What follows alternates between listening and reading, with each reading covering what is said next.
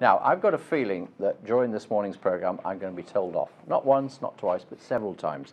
Jim Thorp is with me. He's a specialist in rehabilitation, performance, and health, making sure that we all do the right things. I think he's going to tell me off on several counts. Jim, good morning. Morning, Welcome Bob. to the programme.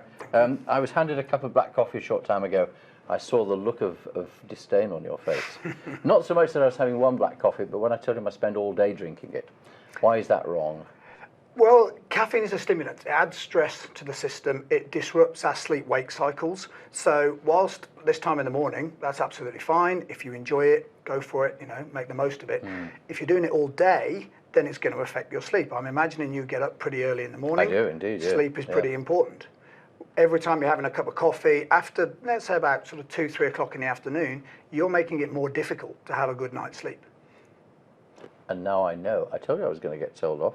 And what about, snacking? That's the other thing, isn't it? You work in an environment like this. There is no time to go off and have lunch. So we snack all the time. That can't be good for us either. Well, it's difficult to say. There is no exact answer. No one diet is right for everybody. We can find research that will tell you that 3 meals a day and nothing else is great. We can find research that will tell you that snacking all day is great. It's what works for you.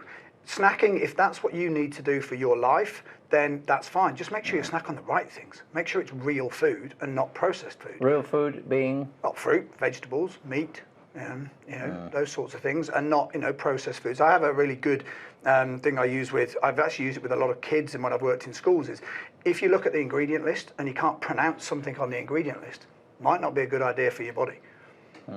I'm just thinking, what about the pressures for people growing up now? The high street, you don't have to walk far, and it's baguette shop after fast food, after baguette after fast food, and kids say, "Oh, can I have one of these, Mum?" "Yeah, okay, keep them quiet going." We're not doing them any favours, are we? We're not doing them any favours at all. No, it's really difficult, and I've got 2 kids myself, and it is very difficult to keep that balance. You can't, well, I don't believe you can eliminate it and ban it from children's lives completely. People do, and if that's the way they want to do it, that's one thing. But equally, it is really easy for them to end up eating processed foods all the time. And again, it might sound boring, but it's about balance.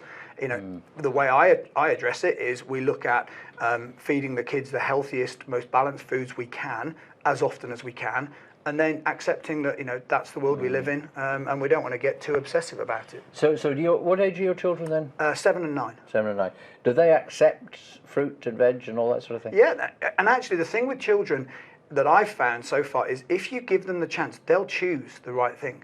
They'll choose when they want fruit and vegetables. They'll choose when they want meat. I generally try and put a nice balance of meat, vegetables on the plate for them. And at different meals, they'll go straight for the meat. And at other times, they'll go straight for the vegetables. They do it themselves innately. They actually are in tune with what they need. It's us adults that aren't.